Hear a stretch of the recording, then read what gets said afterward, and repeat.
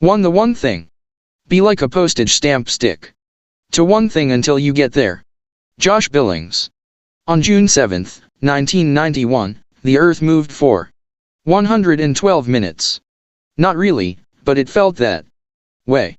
I was watching the hit comedy City Slickers, and the audience's laughter rattled and rocked the theater.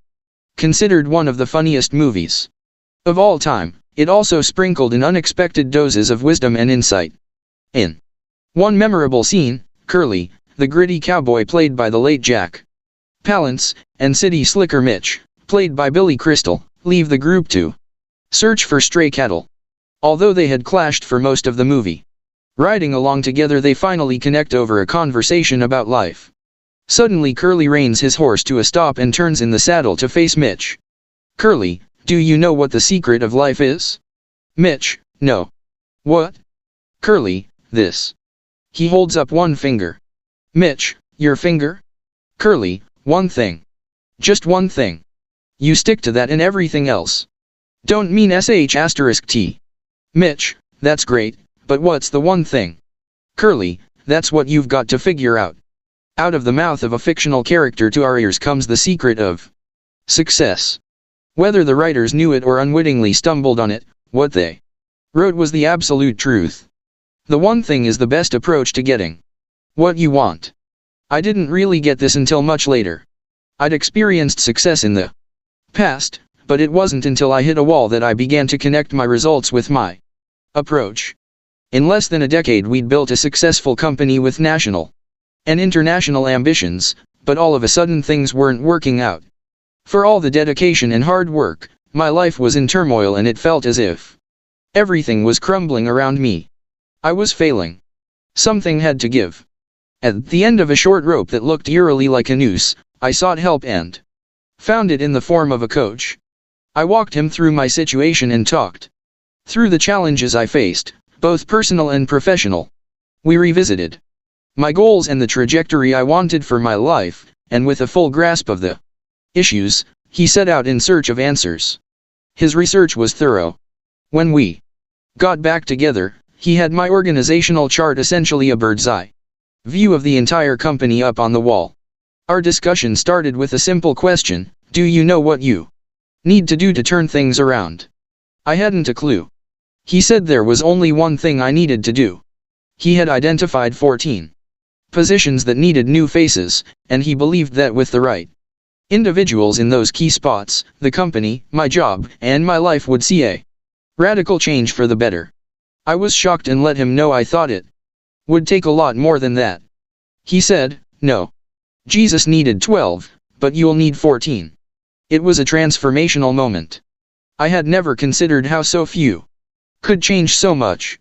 What became obvious is that, as focused as I thought I wasn't focused enough. Finding 14 people was clearly the most important thing I could do. So, based on this meeting, I made a huge decision. I fired myself. I stepped down as CEO and made finding those 14 people my singular focus. This time the Earth really did move.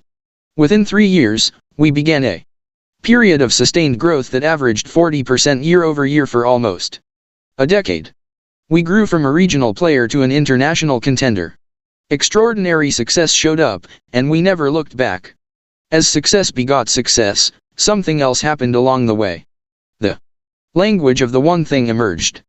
Having found the 14, I began working with our top people individually to build their careers and businesses. Out of habit, I would end our coaching calls with a recap of the handful of things they were agreeing to accomplish before our next session. Unfortunately, many would get most of them done, but not necessarily what mattered most. Results suffered. Frustration followed.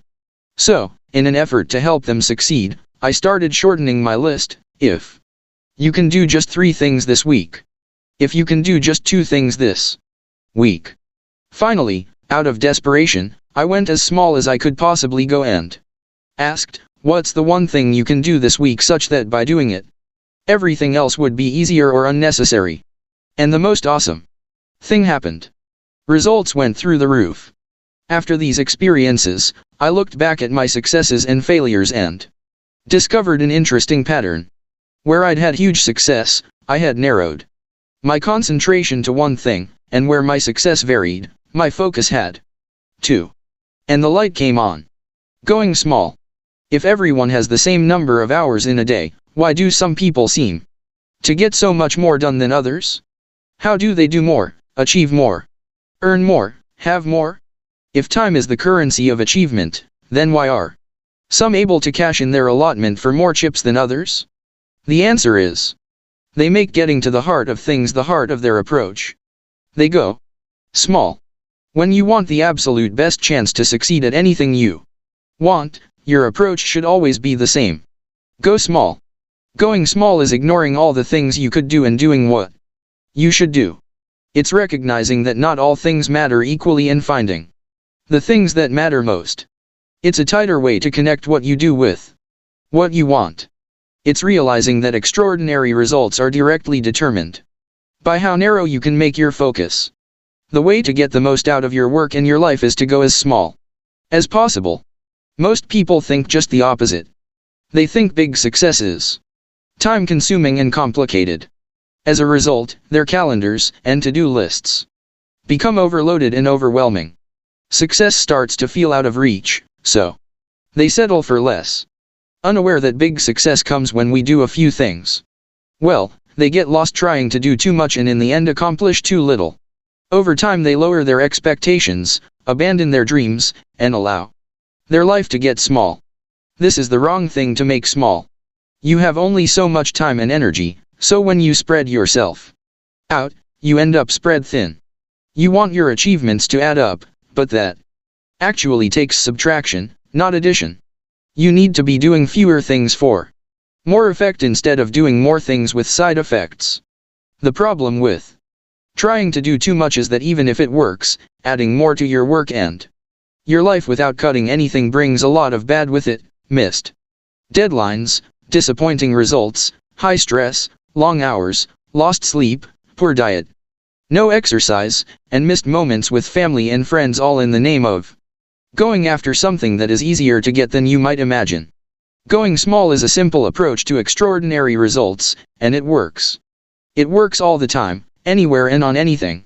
Why? Because it has only one purpose: to ultimately get you to the point.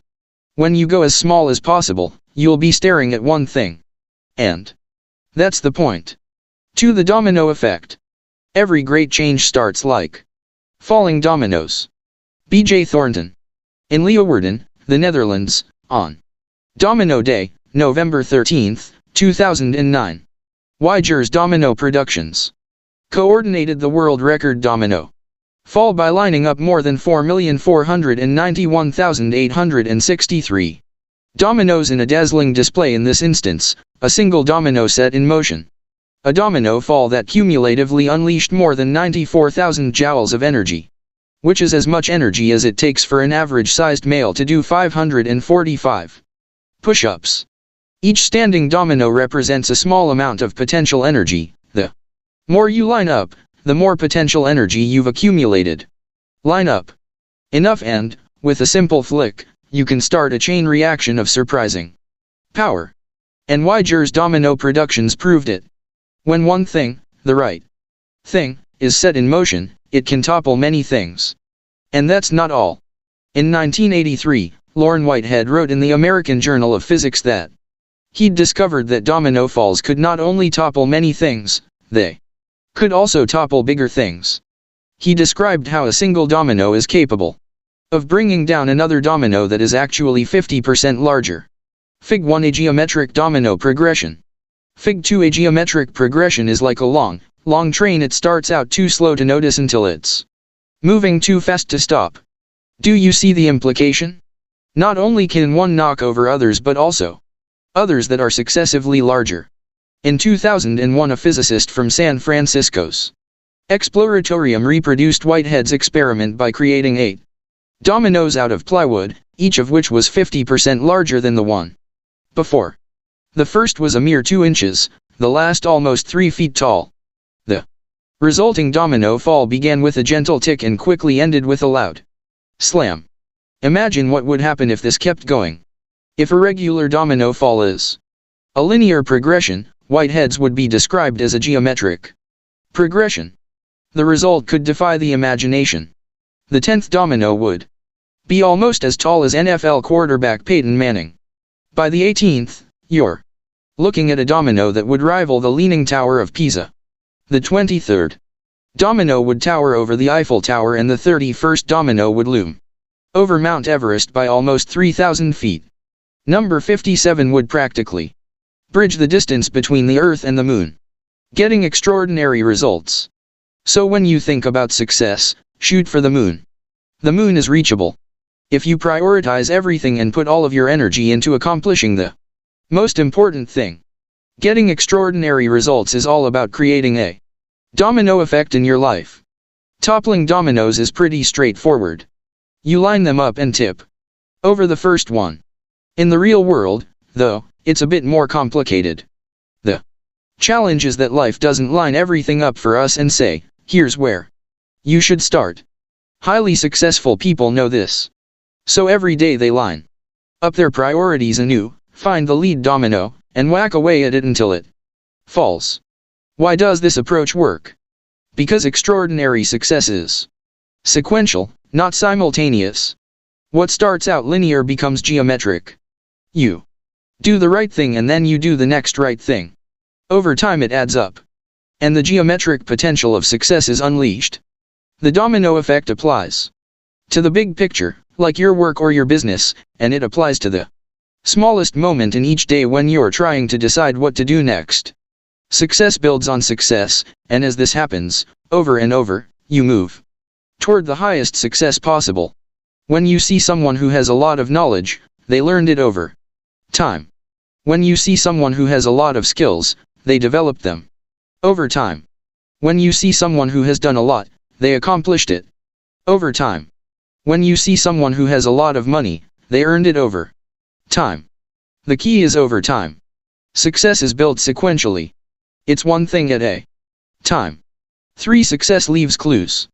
It is those who concentrate on but one thing at a time who advance in this world. Og Mandino. Proof of the one thing is everywhere. Look closely and you'll always find it. One product, one service. Extraordinarily successful companies always have one product or service they're most known for or that makes them the most money. Colonel Sanders started KFC with a single secret chicken recipe. The Adolph Coors Company grew 1,500% from 1947 to 1967 with only one product, made in a single brewery. Microprocessors generate the vast majority of Intel's net revenue. And Starbucks? I think you know the list of businesses that have achieved extraordinary results through the power of the one thing is endless. Sometimes what is made or delivered is also what is sold, sometimes not. Take Google. Their one thing is search, which makes selling advertising, its key source of revenue, possible. And what about Star Wars? Is the one thing movies or merchandise? If you guessed merchandise, you'd be right and you'd be wrong. Revenue from toys recently totaled over $10 billion, while combined worldwide box office revenue for the 6 main films totaled less than half that, $4.3 billion. From where I sit, movies are the one thing because they make the toys and products possible. The answer isn't always clear, but that doesn't make finding it any less important. Technological innovations, cultural shifts, and competitive forces. There can only be one most important thing. Many things may be important, but only one can be the most important. Ross Garber will often dictate that a business's one thing evolve or transform. The most successful companies know this and are always asking, what's our one thing?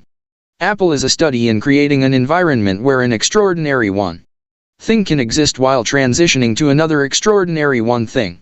From 1998 to 2012, Apple's one thing moved from Macs to iMacs to iTunes to iPods to iPhones, with the iPad already jockeying for the pole position at the head of the product line. As each new, golden gadget entered the limelight, the other products weren't discontinued or relegated to the discount tables. Those lines, plus others, continued to be refined while the Current one thing created a well-documented halo effect, making the user more likely to adopt the whole Apple product family. When you get the one thing, you begin to see the business world differently. If today your company doesn't know what its one thing is, then the company's one thing is to find out. One person. There can only be one most important thing. Many things may be important, but only one can be the most important. Ross Garber. The one thing is a dominant theme that shows up in different ways.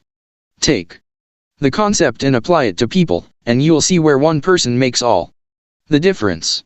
As a freshman in high school, Walt Disney took night courses at the Chicago Art Institute and became the cartoonist for his school newspaper. After graduation, he wanted to be a newspaper cartoonist but couldn't get a job, so his brother Roy, a businessman and banker, got him work at an art studio. It was there he learned animation and began creating animated cartoons. When Walt was young, his one person was Roy. For Sam Walton, early on it was L.S. Robson, his father-in-law, who loaned him the $20,000 he needed to start his first retail business, a Ben Franklin franchise store. Then, when Sam was opening his first Walmart, Robson secretly paid a landlord $20,000 to provide a pivotal expansion lease. Albert Einstein had Max Talmud, his first mentor. It was Max who introduced a 10-year-old Einstein to key texts in math, science, and philosophy. Max took one meal a week with the Einstein family for 6 years, while guiding young Albert. No one is self-made. Oprah Winfrey credits her father, and the time she spent with him and his wife, for saving her. She told Jill Nelson of the Washington Post magazine, "If I hadn't been sent to my father, I would have gone in another direction." Professionally, it started with Jeffrey D. Jacobs, the lawyer, agent, manager, and financial advisor who, when Oprah was looking for employment contract advice, persuaded her to establish her own company rather than simply be a talent for hire. Harpo Productions Incorporated was born. The world is familiar with the influence that John Lennon and Paul McCartney had on each other's songwriter success, but in the recording studio there was George Martin. Considered one of the greatest record producers of all time, George has often been referred to as the fifth Beatle for his extensive involvement on the Beatles' original albums. Martin's musical expertise helped fill the gaps between the Beatles' raw talent and the sound they wanted to achieve. Most of the Beatles' orchestral arrangements and instrumentation, as well as numerous keyboard parts on the early records, were written or performed by Martin in collaboration with the band. Everyone has one person who either means the most to them or was the first to influence, train, or manage them. No one succeeds alone. No one. One passion, one skill. Look behind any story of extraordinary success and the one thing is always there. It shows up in the life of any successful business and in the professional life of anyone successful. It also shows up around personal passions and skills. We each have passions and skills, but you'll see extraordinarily successful people with one intense emotion or one learned ability that shines through, defining them or driving them more than anything else. You must be single-minded. Drive for the one thing on which you have decided. General George S. Patton. Often, the line between passion and skill can be blurry. That's because they're almost always connected. Pat Matthews, one of America's great Impressionist painters, says he turned his passion for painting into a skill, and ultimately a profession, by simply painting one painting a day. Angelo Americo, Italy's most successful tour guide, says he developed his skills and ultimately his business from his singular passion for his country and the deep desire to share it with others. This is the storyline for extraordinary success. Stories. Passion for something leads to disproportionate time practicing or working at it. That time spent eventually translates to skill, and when skill improves, results improve. Better results generally lead to more enjoyment, and more passion and more time is invested. It can be a virtuous cycle all the way to extraordinary results. Gilbert Tuhobonyi's one passion is running. Gilbert is an American long-distance runner born in Songha, Burundi, whose early love of track and Field helped him win the Burundi national championship in the men's 400 and 800 meters while only a junior in high school. This passion helped save his life. On October 21, 1993, members of the Hutu tribe invaded Gilbert's High School and captured the students of the Tutsi tribe. Those not immediately killed were beaten and burned alive in a nearby building. After 9 hours, buried beneath burning bodies, Gilbert managed to escape and outrun his captors to the safety of a nearby hospital. He was the lone survivor. Success demands singleness of purpose. He came to Texas and kept competing, honing his skills. Recruited by Abilene Christian University, Gilbert earned All-America honors 6 times. After graduation he moved to Austin, where by all accounts he is the most popular running coach in the city. To drill for water in Burundi, he co-founded the Gazelle Foundation, whose main fundraiser is Wait for It, Run for the Water, a sponsored run through the streets of Austin.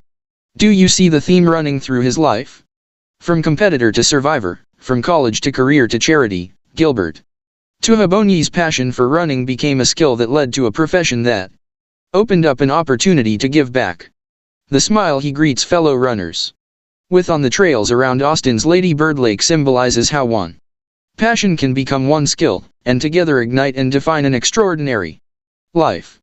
The one thing shows up time and again in the lives of the successful, because it's a fundamental truth. It showed up for me, and if you let it, it will show up for you. Applying the one thing to your work and in your life is the simplest and smartest thing you can do to propel yourself toward the success you want. One life. If I had to choose only one example of someone who has harnessed the one thing to build an extraordinary life, it would be American businessman Bill Gates. Bill's one passion in high school was computers, which led him to develop one skill, computer programming. While in high school he met one person, Paul Allen, who gave him his first job and became his partner in forming Microsoft. This happened as the result of one letter they sent to one person, Ed Roberts, who changed their lives forever by giving them a shot at writing the code for one computer, the Altair 8800, and they needed only one shot. Microsoft began its life to do one thing: develop and sell basic interpreters for the Altair 8800, which eventually made Bill Gates the richest man in the world for 15 straight years. When he retired from Microsoft, Bill chose one person to replace him as CEO: Steve Ballmer, whom he met in college. By the way, Steve was Microsoft's 30th employee but the first business manager hired by Bill. And the story doesn't end there. Bill and Melinda Gates decided to put their wealth to work making a difference in the world. Guided by the belief that every life has equal value, they formed one foundation to do one thing: to tackle really tough problems like health and education. Since its inception, the majority of the foundation's grants have gone to one area: Bill and Melinda's global health program. This ambitious program's one goal is to harness advances in science and technology to save lives in poor countries. To do this they eventually settled on one thing: stamped out infectious disease as a major cause of death in their lifetime. At some point in their journey, they made a decision to focus on one thing that would do this: vaccines. Bill explained the decision by saying, "We had to choose what the most impactful thing to give would be. The magic tool of health intervention is vaccines, because they can be made inexpensively." A singular line of questioning led them down this one path. When Melinda asked, "Where's the place you can have the biggest impact with the money?" Bill and Melinda Gates are living proof of the power of the one thing. One thing. The doors to the world have been flung wide open, and the view that's available is staggering. Through technology and innovation, opportunities abound and possibilities seem endless. As inspiring as this can be, it can be equally overwhelming. The unintended consequence of abundance is that we are bombarded with more information and choices in a day than our ancestors received in a lifetime. Harried and hurried, a nagging sense that we attempt too much and accomplish too little haunts our days. We sense intuitively that the path to more is through less, but the question is, where to begin? From all that life has to offer, how do you choose? How do you make the best decisions possible, experience life at an extraordinary level, and never look back? Live the one thing. What Curly knew, all successful people know.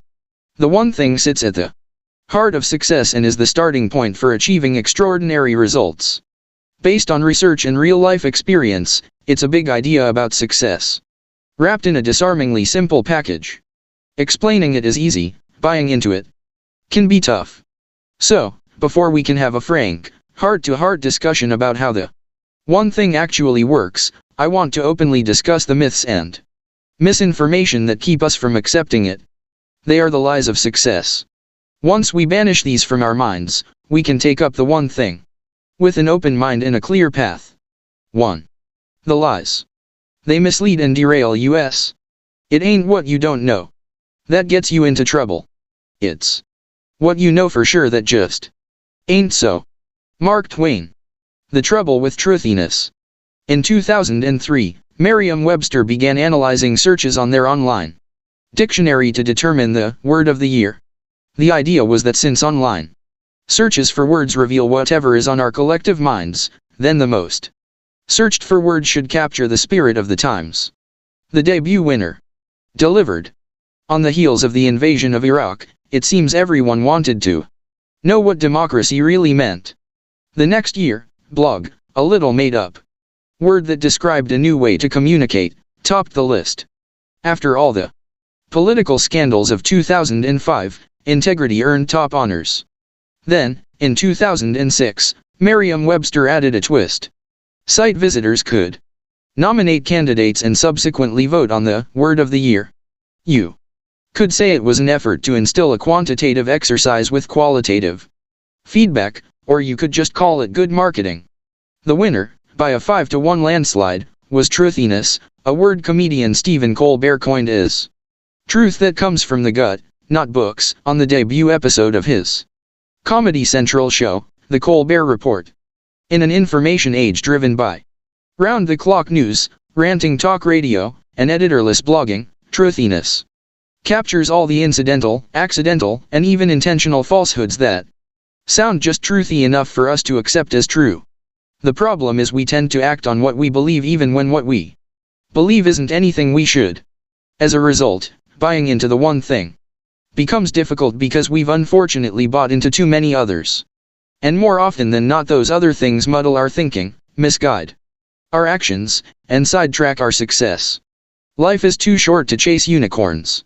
It's too precious to rely on a rabbit's foot. The real solutions we seek are almost always hiding in plain sight.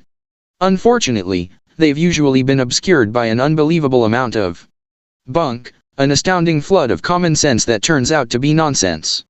Ever hear your boss evoke the frog in boiling water metaphor? Toss a frog into a pot of hot water and it will jump right back out. But if you place a frog in lukewarm water and slowly raise the temperature, it will boil to death. It's a lie, a very truthy lie, but a lie nonetheless. Anyone ever tell you fish stink from the head down? Not true. Just a fish tale that actually turns out to be fishy. Ever hear about how the explorer Cortez burned his ships on arriving at the Americas to motivate his men? Not true. Another lie. Bet on the jockey, not the horse, has long been a rallying cry for placing your faith in a company's leadership. However, as a betting strategy, this maxim will put you on the fast track to the pauper's house, which makes you wonder how it ever became a maxim at all. Over time, myths and mistruths get thrown around so often they eventually feel familiar and start to sound like the truth. Then we start basing important decisions on them. The challenge we all face when forming our success strategies is that, just like tales of frogs, fish, explorers, and jockeys, success has its own lies. 2. I just have too much that has to be done. I'll get more done by doing things at the same time. I need to be a more disciplined person. I should be able to do what I want whenever I want. I need more balance in my life. Maybe I shouldn't dream so big. Repeat these thoughts often enough and they become the 6 lies about success that keep us from living the one thing. The 6 lies between you and success. 1. Everything matters equally. 2. Multitasking. 3. A disciplined life. 4. Willpower is always on will call. 5. A balanced life. 6 big is bad. The 6 lies are beliefs that get into our heads and become operational. Principles driving us the wrong way. Highways that end as bunny trails. Fool's gold that diverts us from the mother lode. If we're going to maximize our potential, we're going to have to make sure we put these lies to bed. For everything matters equally. Things which matter most must never be at the mercy of things which matter least. Equality is a worthy ideal pursued in the name of justice and human rights. In the real world of results, however, things are never equal. No matter how teachers grade 2 students are not equal. No matter how fair officials try to be, contests are not equal. No matter how talented people are, no two are ever equal. A dime equals 10 cents and people must absolutely be treated fairly, but in the world of achievement everything doesn't matter equally. Equality is a lie. Understanding this is the basis of all great decisions. So, how do you decide? When you have a lot to get done in the day, how do you decide what to do first? As kids, we mostly did things we needed to do when it was time to do them. It's breakfast time. It's time to go to school, time to do homework, time to do chores, bath time, bedtime. Then, as we got older, we were given a measure of discretion. You can go out and play as long as you get your homework done before dinner. Later, as we became adults, everything became discretionary. It all became our choice. And when our lives are defined by our choices, the all-important question becomes, how do we make good ones? Complicating matters, the older we get, it seems there is more and more piled on that we believe simply must get done.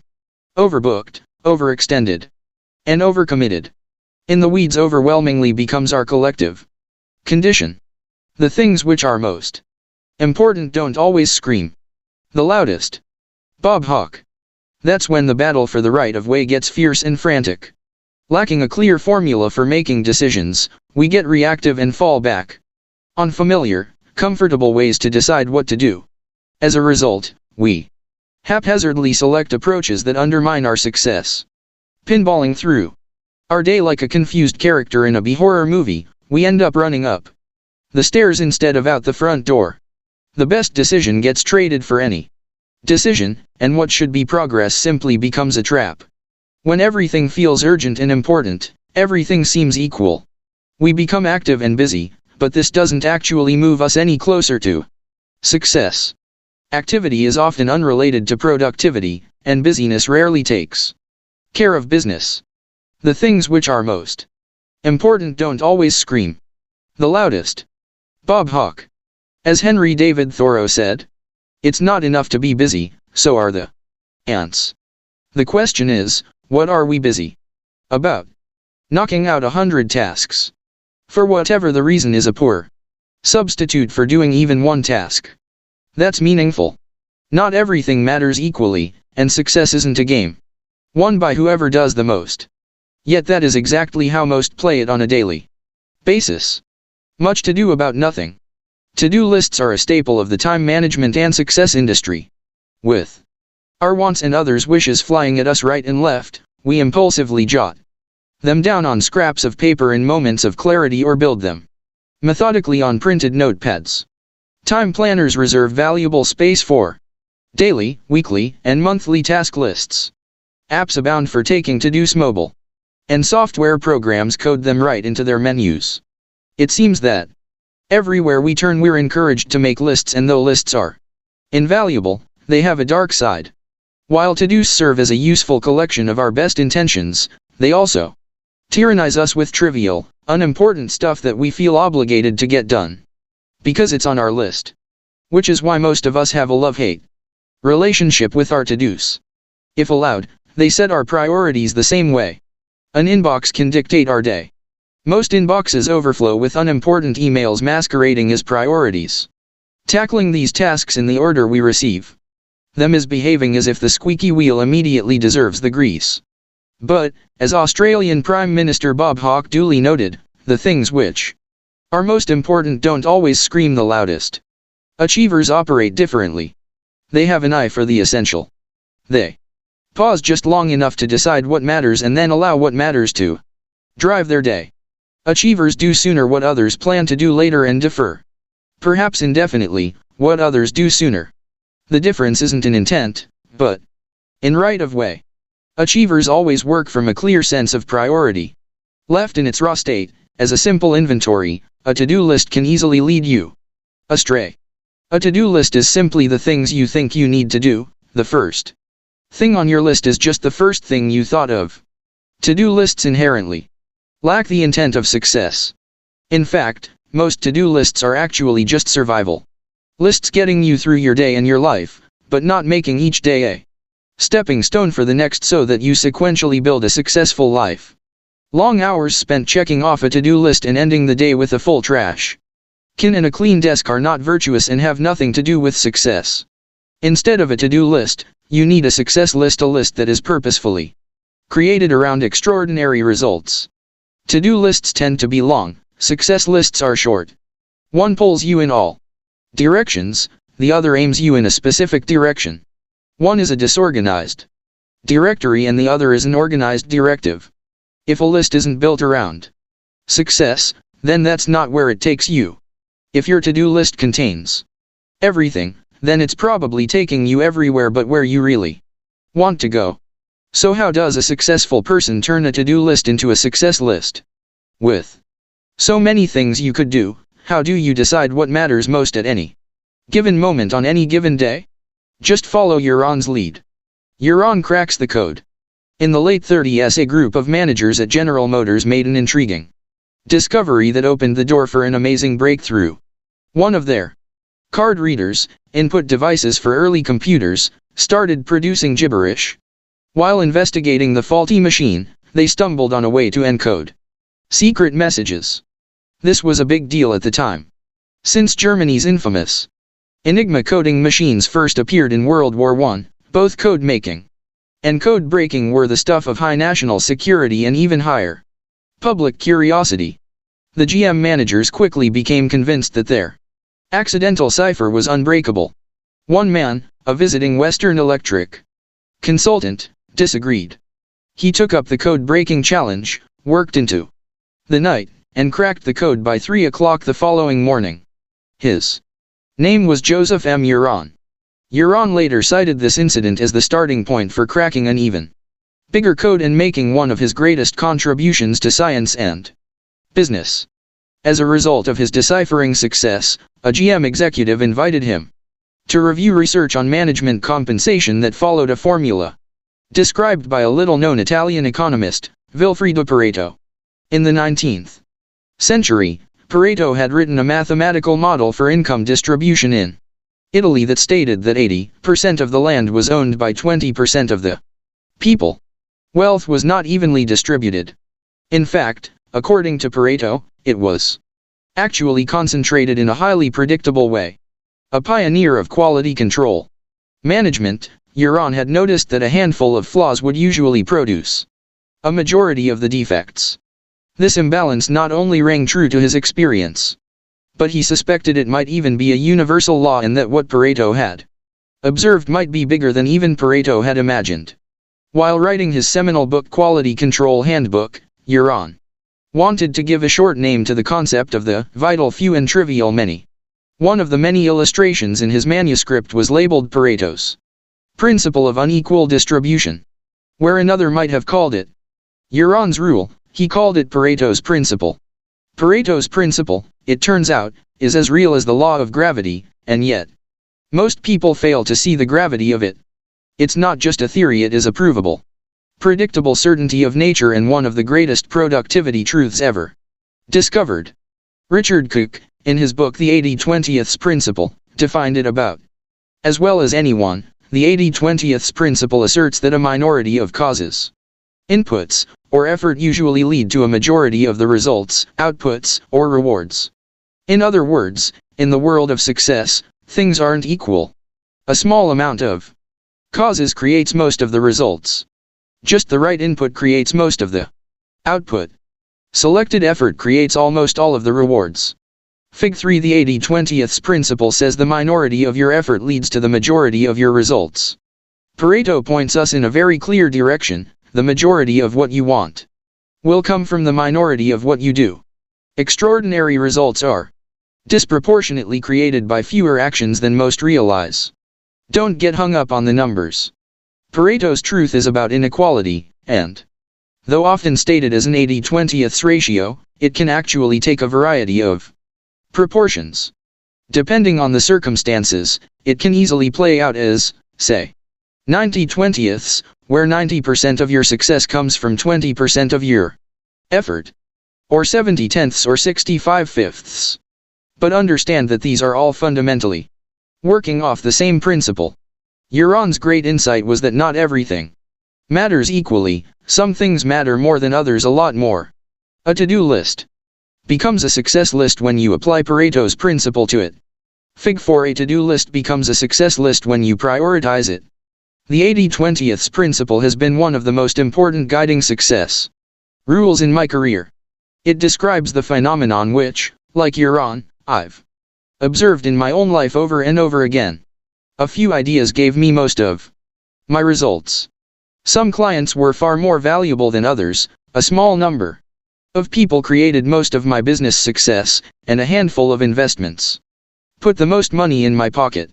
Everywhere I turned, the concept of unequal distribution popped up. The more it showed up, the more I paid attention, and the more I paid attention, the more it showed up. Finally I quit thinking it was a coincidence and began to apply it as the absolute principle of success, that it is not only to my life, but also in working with everyone else as well. And the results were extraordinary. Extreme Pareto. Pareto proves everything I'm telling you, but there's a catch. He doesn't go far enough. I want you to go further. I want you to take Pareto's principle to an extreme. I want you to go small by identifying the 20%, and then I want you to go even smaller by finding the vital few of the vital few. The 80-20ths rule is the first word, but not the last, about success. What Pareto started, you've got to finish. Success requires that you follow the 80-20ths principle, but you don't have to stop there. Fig 5, no matter how many to-dos you start with, you can always narrow it to one. Keep going. You can actually take 20% of the 20% of the 20% and continue until you get to the single most important thing. See Figure 5. No matter the task, mission, or goal, big or small, start with as large a list as you want, but develop the mindset that you will whittle your way from there to the critical few and not stop until you end with the essential one. The imperative one. The one thing. In 2001, I called a meeting of our key executive team. As fast as we were growing, we were still not acknowledged by the very top people in our industry. I challenged our group to brainstorm 100 ways to turn this situation around. It took us all day to come up with the list. The next morning, we narrowed the list down to 10 ideas, and from there we chose just one big idea. The one that we decided on was that I would write a book on how to become an elite performer in our industry. It worked. 8 years later, that one book had not only become a national bestseller, but also had morphed into a series of books with total sales of over 1 million copies. In an industry of about 1 million people, one thing changed our image forever. Now, again, stop and do the math. One idea out of 100. That is Pareto to the extreme. That's thinking big, but going very small.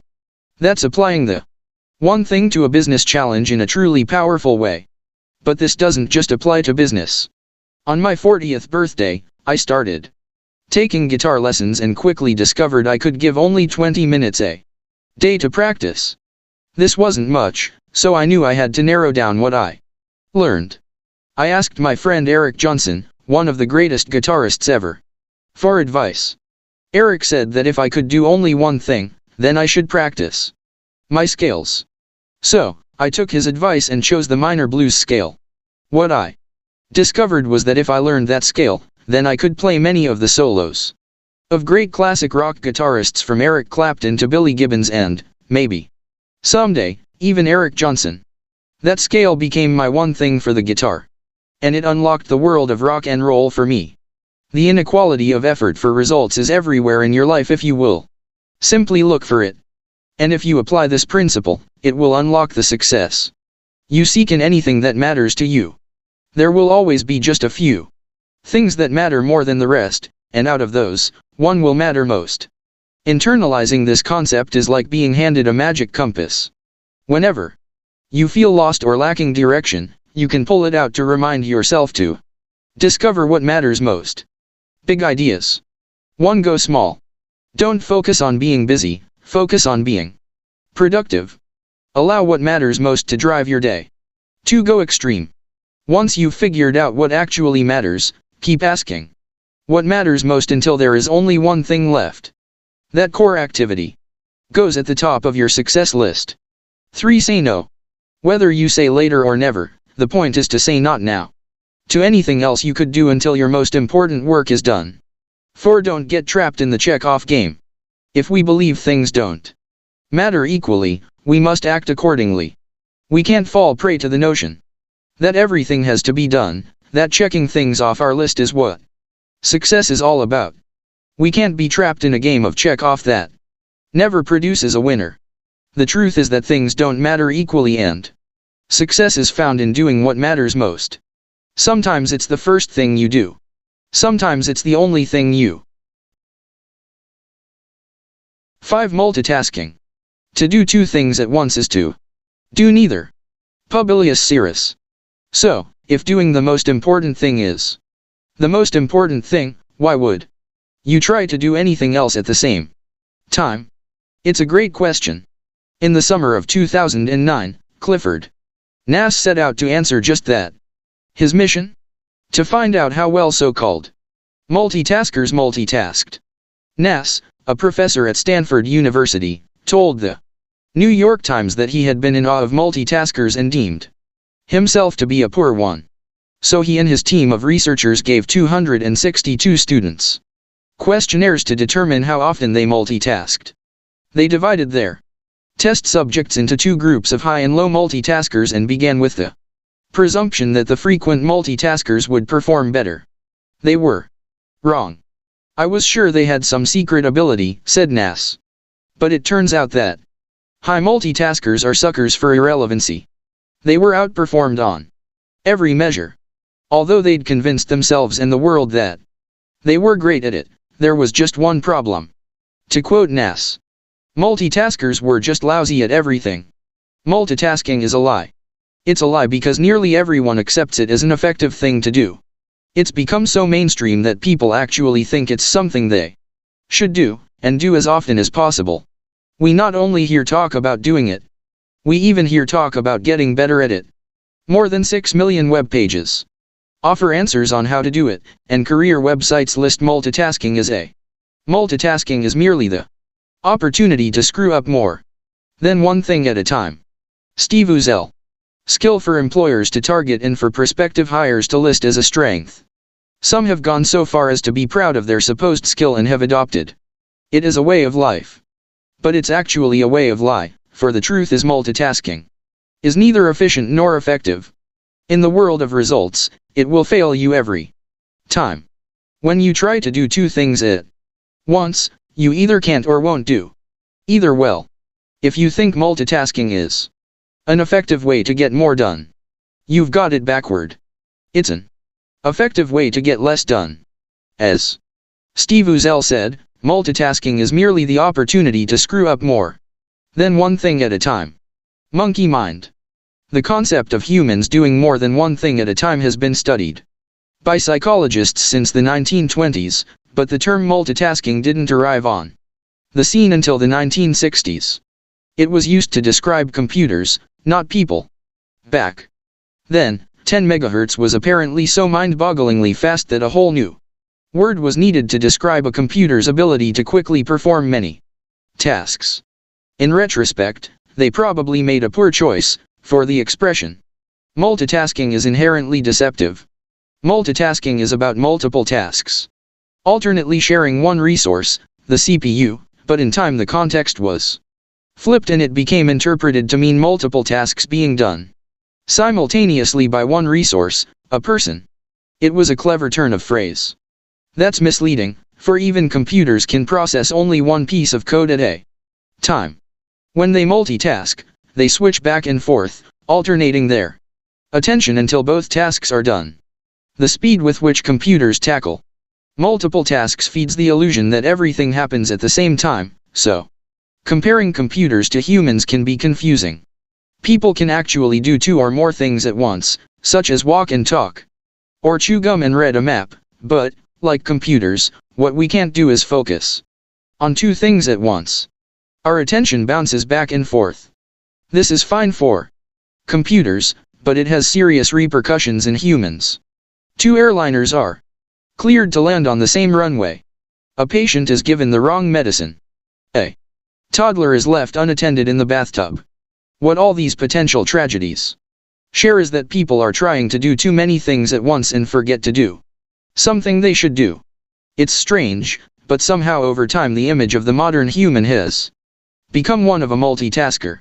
We think we can, so we think we should.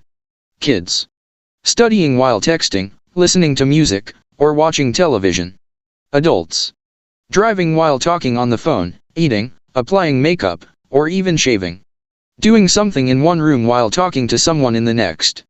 Smartphones in hands before napkins hit laps. It's not that we have too little time to do all the things we need to do, it's that we feel the need to do too many things in the time we have. So we double and triple up in the hope of getting everything done. And then there's work. The modern office is a carnival of distracting multitasking demands. While you diligently try to complete a project, someone has a coughing fit in a nearby cubicle and asks if you have a lozenge. The office paging system continually calls out messages that anyone with an earshot of an intercom hears. You're alerted around the clock to new emails arriving in your inbox, while your social media newsfeed keeps trying to catch your eye, and your cell phone intermittently vibrates on the desk to the tune of a new text. A stack of unopened mail and piles of unfinished work sit within sight as people keep swinging by your desk all day to ask you questions. Distraction, disturbance, disruption. Staying on task is exhausting. Researchers estimate that workers are interrupted every 11 minutes and then spend almost a third of their day recovering from these distractions. And yet amid all of this we still assume we can rise above it and do what has to be done within our deadlines. But we're fooling ourselves. Multitasking is a scam. Poet laureate Billy Collins summed it up well: we call it multitasking, which makes it sound like an ability to do lots of things at the same time. A Buddhist would call this monkey mind. We think we're mastering multitasking, but we're just driving ourselves bananas. Juggling is an illusion. We come by it naturally. With an average of 4,000 thoughts a day flying in and out of our heads, it's easy to see why we try to multitask. If a change in thought every 14 seconds is an invitation to change direction, then it's rather obvious we're continually tempted to try to do too much at once. While doing one thing, we're only seconds away from thinking of something else we could do. Moreover, history suggests that our continued existence may have required that human beings evolve to be able to oversee multiple tasks at the same time. Our ancestors wouldn't have lasted long if they couldn't scan for predators while gathering berries, tanning hides, or just idling by the fire after a hard day hunting. The pull to juggle more than one task at a time is not only at the core of how we're wired, but was most likely a necessity for survival. But juggling isn't multitasking. Juggling is an illusion. To the casual observer, a juggler is juggling 3 balls at once. In reality, the balls are being independently caught and thrown in rapid succession. Catch, toss, catch, toss, catch, toss. One ball at a time. It's what researchers refer to as task switching. When you switch from one task to another, voluntarily or not, 2 things happen. The first is nearly instantaneous: you decide to switch. The second is less predictable: you have to activate the rules for whatever you're about to do. See Figure 6. Switching between 2 simple tasks like watching television and folding clothes is quick and relatively painless. However, if you're working on a spreadsheet and a coworker pops into your office to discuss a business problem, the relative complexity of those tasks makes it impossible to easily jump back and forth. It always takes some time to start a New task and restart the one you quit, and there's no guarantee that you'll ever pick up exactly where you left off. There is a price for this. The cost in terms of extra time from having to task switch depends on how complex or simple the tasks are, reports researcher Dr. David Meyer. It can range from time increases of 25% or less for simple tasks to well over 100% or more for very complicated tasks. Task switching exacts a cost few realize. They're even paying. Fig 6 multitasking doesn't save time, it wastes time. Brain channels. So, what's happening when we're actually doing two things at once? It's simple. We've separated them. Our brain has channels, and as a result we're able to process different kinds of data in different parts of our brain. This is why you can talk and walk at the same time. There is no channel interference. But here's the catch, you're not really focused on both activities. One is happening in the foreground and the other in the background. If you were trying to talk a passenger through landing a DC-10, you'd stop walking. Likewise, if you were walking across a gorge on a rope bridge, you'd likely stop talking. You can do two things at once, but you can't focus effectively on two things at once. Even my dog Max knows this. When I get caught up with a basketball game on TV, he gives me a good nudge. Apparently, background scratches can be pretty unsatisfying. Many think that because their body is functioning without their conscious direction, they're multitasking. This is true, but not the way they mean it. A lot of our physical actions, like breathing, are being directed from a different part of our brain than where focus comes from. As a result, there's no channel conflict. We're right when we say something is front and center, or top of mind, because that's where focus occurs in the prefrontal cortex. When you focus, it's like shining a spotlight on what matters. You can actually give attention to two things, but that is what's called divided attention. And make no mistake, take on two things and your attention gets divided. Take on a third and something gets dropped. The problem of trying to focus on two things at once shows up when one task demands more attention or if it crosses into a channel already in use. When your spouse is describing the way the living room furniture has been rearranged, you engage your visual cortex to see it in your mind's eye.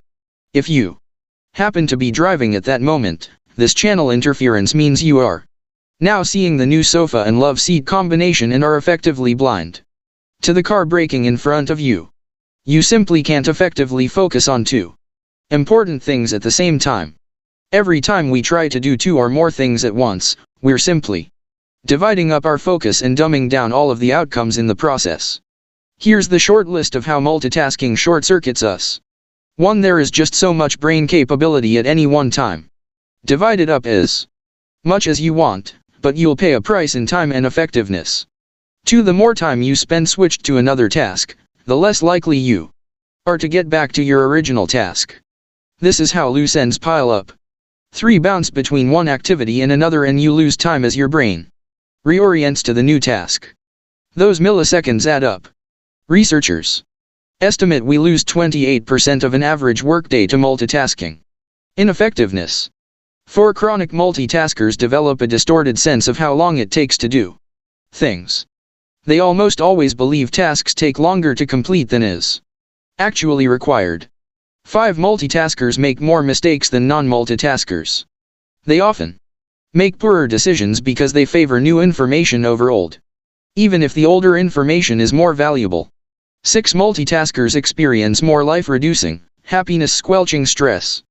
With research overwhelmingly clear, it seems insane that knowing how multitasking leads to mistakes, poor choices, and stress we attempt it. Anyway, maybe it's just too tempting. Workers who use computers during the day change windows or check email or other programs nearly 37 times an hour. Being in a distractible setting sets us up to be more distractible. Or maybe it's the high media multitaskers actually experience a thrill with switching a burst of dopamine that can be addictive. Without it, they can feel bored. For whatever the reason, the results are unambiguous. Multitasking slows us down and makes us slower-witted, driven to distraction. In 2009, New York Times reporter Matt Richtel earned a Pulitzer Prize for national reporting with a series of articles, driven to distraction, on the dangers of driving while texting or using cell phones. He found that distracted driving is responsible for 16% of all traffic fatalities and nearly 500,000 injuries annually. Even an idle phone conversation when driving takes a 40% bite out of your focus and, surprisingly, can have the same effect as being drunk. The evidence is so compelling that many states and municipalities have outlawed cell phone use while driving. This makes sense. Though some of us at times have been guilty, we'd never condone it for our teenage kids. All it takes is a text message to turn the family SUV into a deadly, 2-ton battering ram. Multitasking can cause more than one type of wreck. We know that multitasking can even be fatal when lives are at stake. In fact, we fully expect pilots and surgeons to focus on their jobs to the exclusion of everything else. And we expect that anyone in their position who gets caught doing otherwise will always be taken severely to task. We accept no arguments and have no tolerance for anything but total concentration from these professionals. And yet, here the rest of us are living another standard. Do we not value our own job or take it as seriously? Why would we ever tolerate multitasking when we're doing our most important work? Just because our day job doesn't involve bypass surgery shouldn't make focus any less critical to our success or the success of others. Your work deserves no less respect. It may not seem so in the moment, but the connectivity of everything we do ultimately means that we each not only have a job to do, but a job that deserves to be done well. Think of it this way. If we really lose almost a third of our workday to distractions, what is the cumulative loss over a career?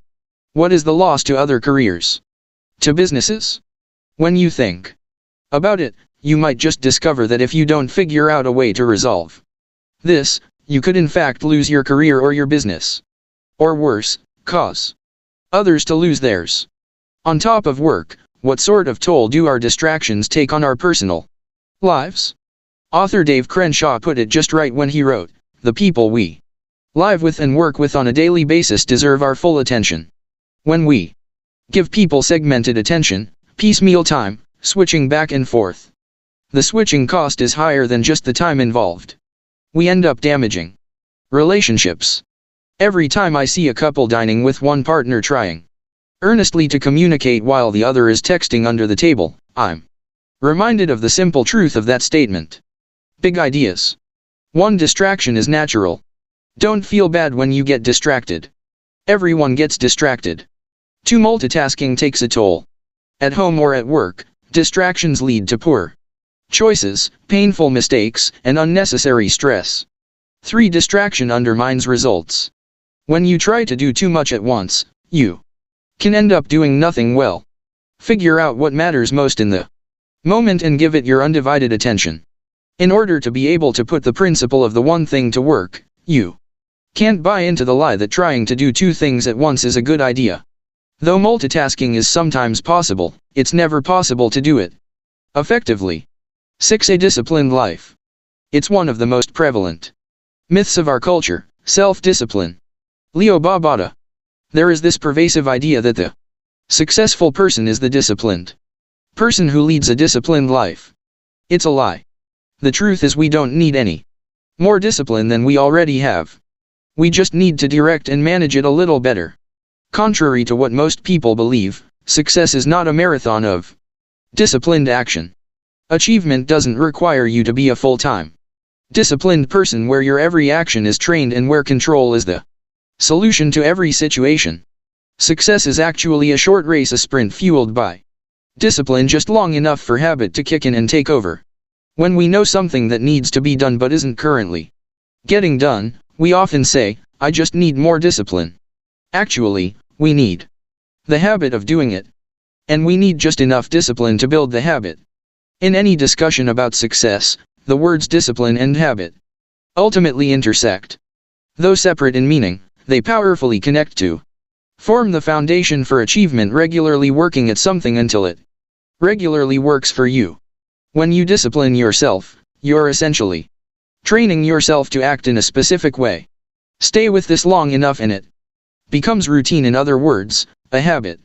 So when you see people who look like disciplined people, what you're really seeing is people who've trained a handful of habits into their lives. This makes them seem disciplined when actually they're not. No one is. And who would want to be, anyway? The very thought of having your every behavior molded and maintained by training seems frighteningly impossible on one hand and utterly boring on the other. Most people ultimately reach this conclusion, but, seeing no alternative, redouble their efforts at the impossible or quietly quit. Frustration shows up and resignation eventually sets in. You don't need to be a disciplined person to be successful. In fact, you can become successful with less discipline than you think, for one simple reason: success is about doing the right thing, not about doing everything right. The trick to success is to choose the right habit and bring just enough discipline to establish it. That's it. That's all the discipline you need.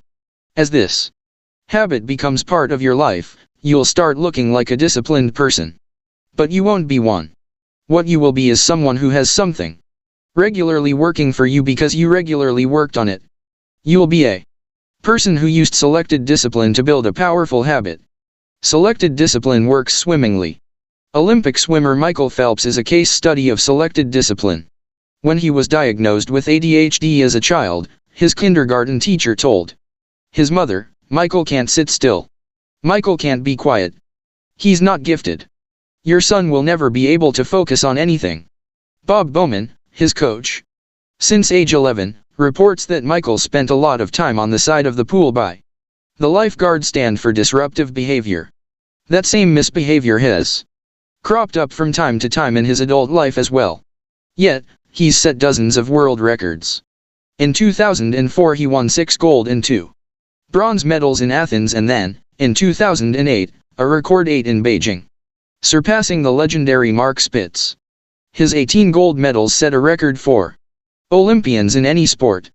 Before he hung up his goggles in retirement, his wins at the 2012 London Olympic Games brought his total medal count to 22 and earned him the status of most decorated Olympian in any sport in history. Talking about Phelps, one reporter said, if he were a country he'd be ranked 12th over the last 3 Olympics. Today, his mom reports, Michael's ability to focus amazes me. Bowman calls it his strongest attribute. How did this happen? How did the boy who would never be able to focus on anything achieve so much? Phelps became a person of selected discipline. From age 14 through the Beijing Olympics, Phelps trained 7 days a week, 365 days a year. He figured that by training on Sundays he got a 52 training day advantage on the competition. He spent up to 6 hours in the water each day. Channeling his energy is one of his great strengths, said Bowman. Not to oversimplify, but it's not a stretch to say that Phelps channeled all of his energy into one discipline that developed into one habit: swimming daily. The payoff from developing the right habit is pretty obvious. It gets you the success you're searching for. What sometimes gets overlooked, however, is an amazing windfall: it also simplifies your life. Your life gets clearer and less complicated because you know what you have to do well and you know what you don't. The fact of the matter is that aiming discipline at the right habit gives you license to be less disciplined in other areas. When you do the right thing, it can liberate you from having to monitor everything. Michael Phelps found his sweet spot in the swimming pool. Over time, finding the discipline to do this formed the habit that changed his life. 66 days to the sweet spot. Discipline and habit. Honestly, most people never really want to talk about these. And who can blame them? I don't either. The images these words conjure in our heads are of something hard and unpleasant. Just reading the words is exhausting. But there's good news. The right discipline goes a long way, and habits are hard only in the beginning. Over time, the habit you're after becomes easier and easier to sustain. It's true. Habits require much less energy and effort to maintain than to begin. See Figure 7. Put up with the discipline long enough to turn it into a habit, and the journey feels different. Lock in one habit so it becomes part of your life, and you can effectively ride the routine with less wear and tear on yourself. The hard stuff becomes habit. And habit makes the hard stuff easy. Fig 7. Once a new behavior becomes a habit, it takes less discipline to maintain. So, how long do you have to maintain discipline? Researchers at the University College of London have the answer. In 2009, they asked the question, how long does it take to establish a new habit? They were looking for the moment when a new behavior becomes automatic or ingrained. The point of automaticity came when participants were 95% through the power curve and the effort needed to sustain it was about as low as it would get.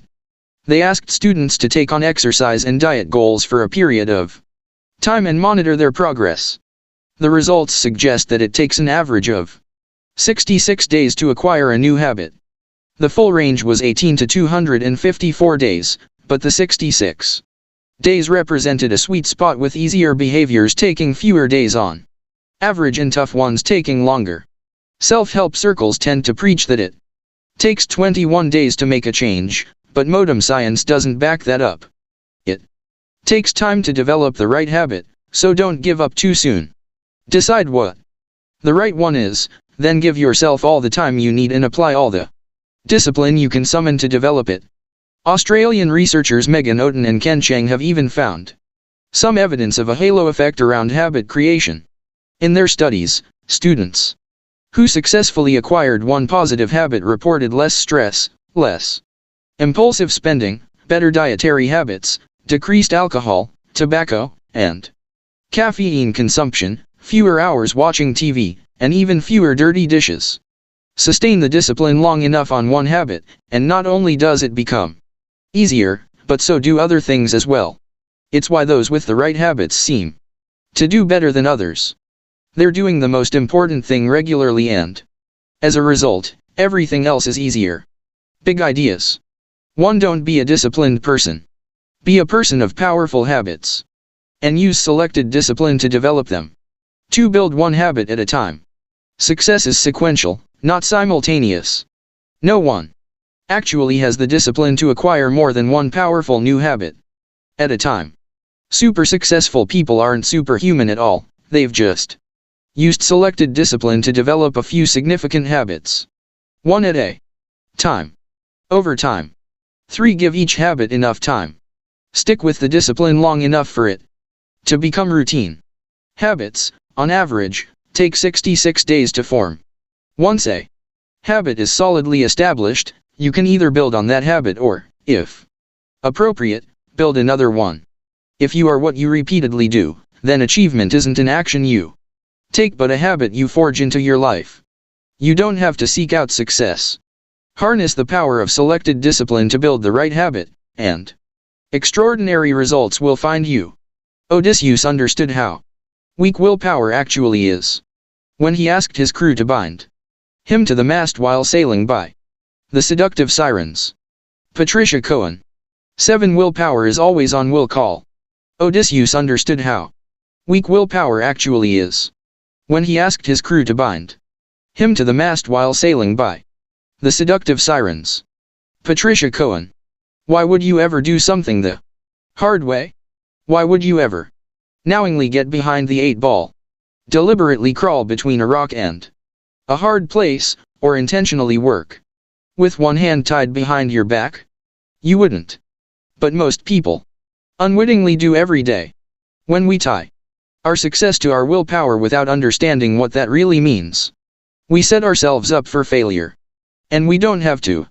Often quoted as a statement about sheer determination, the Old English proverb, where there's a will, there's a way, has probably misled as many as it's helped. It just rolls off the tongue and passes so quickly through our head that few stop to hear its full meaning. Widely regarded as the singular source of personal strength, it gets misinterpreted as a cleverly phrased, one-dimensional prescription for success. But for will to have its most powerful way, there's more to it than that. Construe willpower as just a call for character and you miss its other equally essential element, timing. It's a critical piece. For most of my life I never gave willpower much thought. Once I did, it captivated me. The ability to control oneself to determine one's actions is a pretty powerful idea. Base it on training and it's called discipline. But do it. Because you simply can, that's raw power. The power of will. It seemed so straightforward, invoke my will and success was mine. I was on my way. Sadly, I didn't need to pack much, for it was a short trip.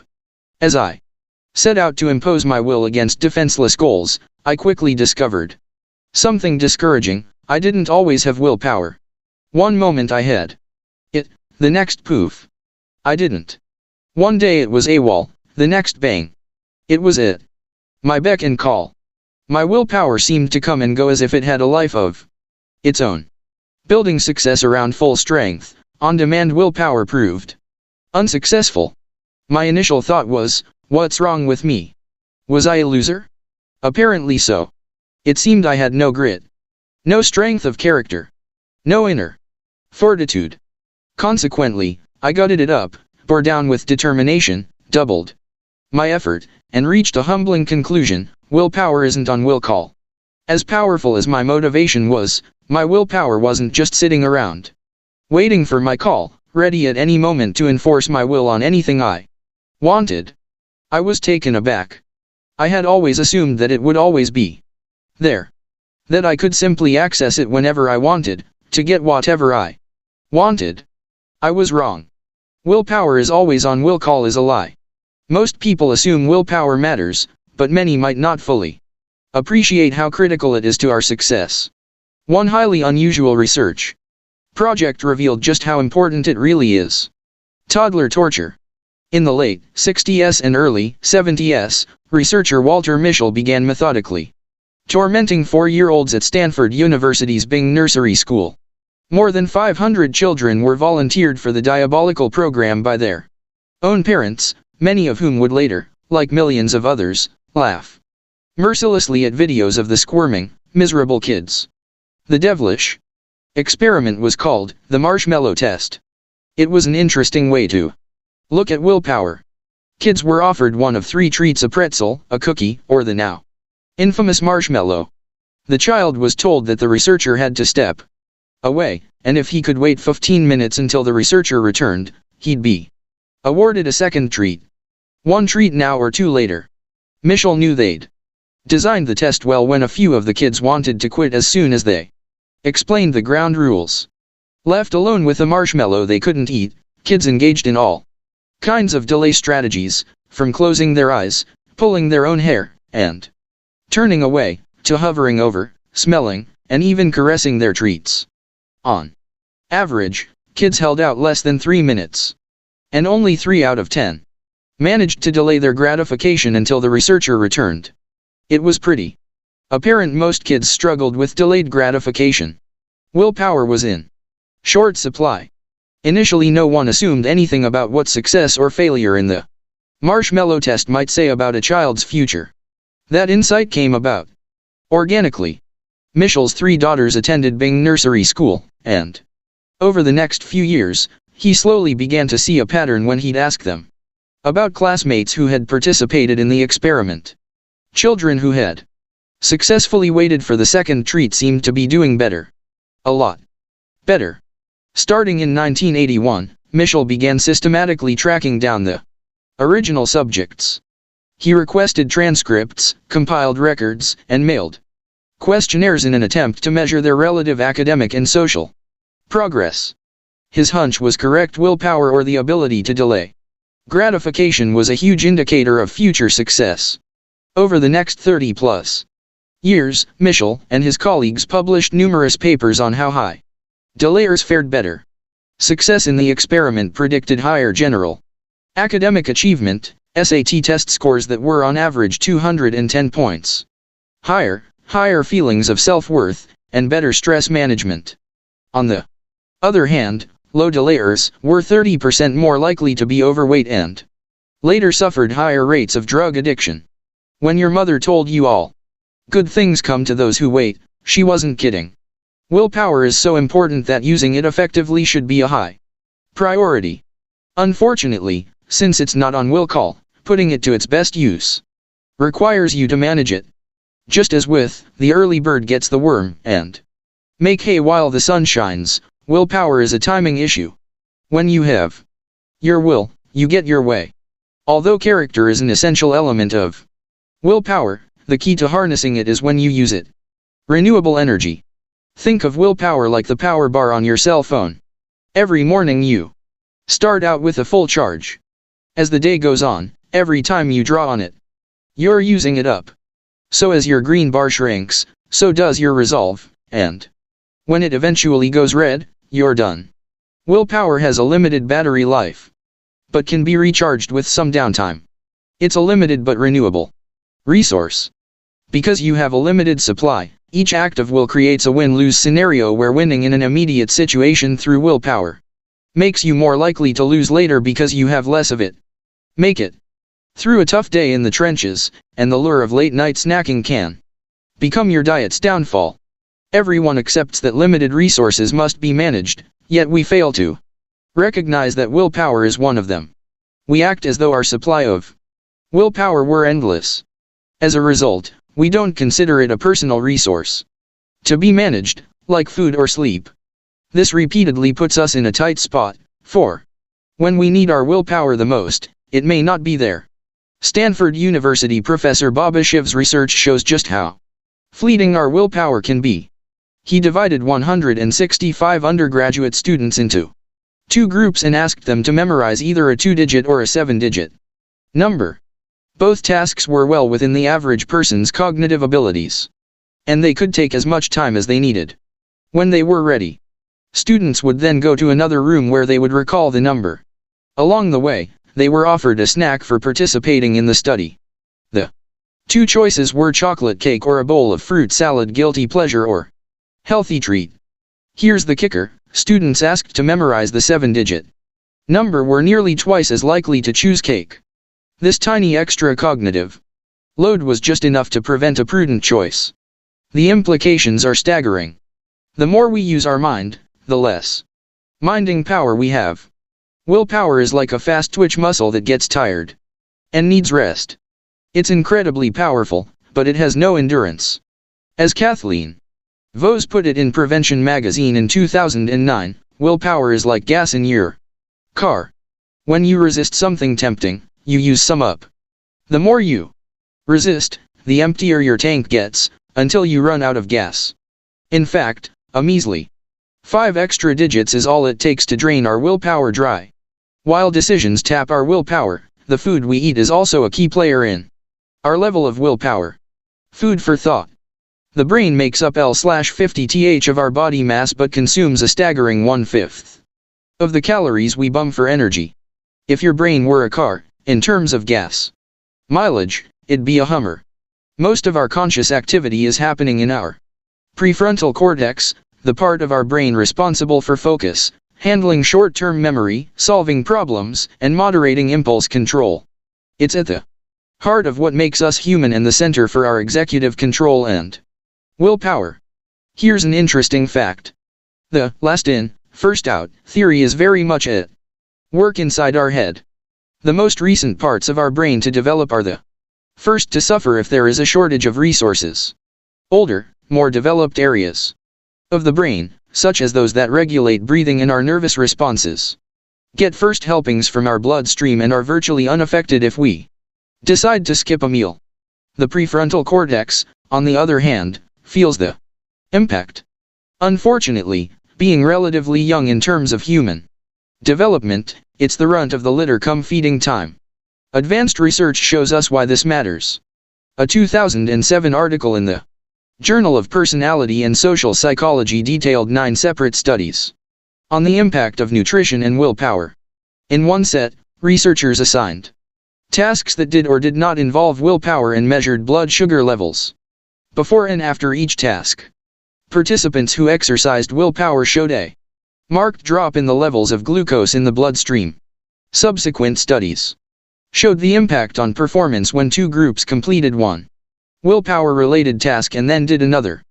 Between tasks, one group was given a glass of Kool-Aid lemonade sweetened with real sugar, Buzz, and the other was given a placebo, lemonade with Splenda, Buzzkill.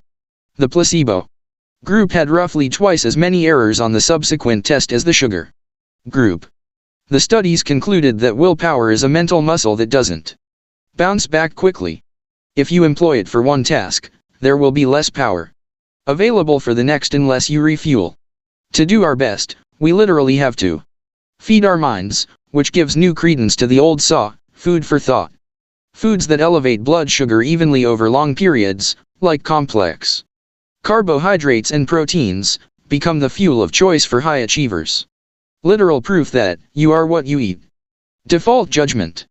One of the real challenges we have is that when our willpower is low, we tend to fall back on our default settings. Researchers Jonathan Levov of the Stanford School of Business in California, along with Lira Avname Peso and Shai Danziger of Ben-Gurion University of the Negev, found a creative way to investigate this. They took a hard look at the impact of willpower on the Israeli parole system. The researchers analyzed 1,112 parole board hearings assigned to 8 judges over a 10-month period, which incidentally amounted to 40% of Israel's total parole requests over that period. The pace is grueling. The judges hear arguments and take about 6 minutes to render a decision on 14 to 35 parole requests a day, and they get only 2 breaks, a morning snack and late lunch, to rest and refuel. The impact of their schedule is as spectacular as it is surprising. In the mornings and after each break, parolees' chances for being released peak at 65%, and then plunge to near zero by the end of each period. See Figure 8. The results are most likely tied to the mental toll of repetitive decision making. These are big decisions for the parolees and the public at large. High stakes and the assembly line rhythm demand intense focus throughout the day. As their energy is spent, judges mentally collapse into their default choice, which doesn't turn out so well for hopeful prisoners. The default decision for a parole judge is no. When in doubt and willpower is low, the prisoner stays behind bars. And if you are not careful, your default settings may convict you too. When our willpower runs out, we all revert to our default settings. This begs the question, what are your default settings? If your willpower is dragging, will you grab the bag of carrots or the bag of chips? Will you be up for focusing on the work at hand or down for any distraction that drops in?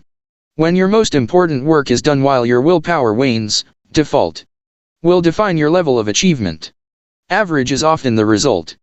Fig 8 good decisions depend on more than just wisdom and common sense. Give willpower the time of day. We lose our willpower not because we think about it but because we don't. Without appreciating that it can come and go, we let it do exactly that. Without intentionally protecting it every day, we allow ourselves to go from a will and a way to no will and no way. If success is what we're after, this won't work. Think about it. There are degrees of willpower strength. Like the battery indicator going from green to red, there is willpower and there is won't power. Most people bring won't power to their most important challenges, without ever realizing that's what makes them so hard.